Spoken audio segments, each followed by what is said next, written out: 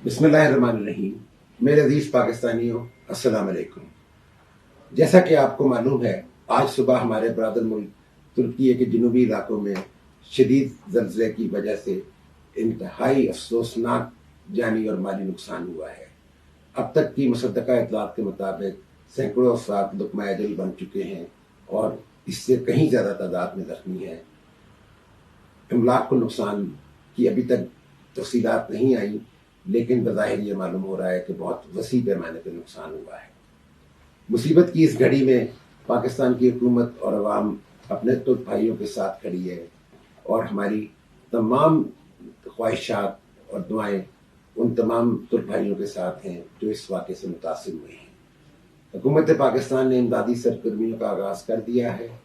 इंशाअल्लाह बहुत जल्द पाकिस्तान से रिलीफ टीमें और रिलीफ का सामान तुर्की में आएगा। लेकिन मेरी आपसे अपील है कि आप जो इस मुल्क में क़याम पज़ीर हैं, आप जहाँ भी हैं, जिस तरह भी आप तुर्की में अपने ब्रादरों, अपने बहन भाइयों की मदद कर सकते हैं, वो आगे बढ़ के कीजिए, क्योंकि ये हमारा दीनी, इखलाकी और मजहबी फ़र्ज़ है। क्योंकि हम दो दोस्त ममालिक नहीं, हम दो ब्रादर ममालिक हैं।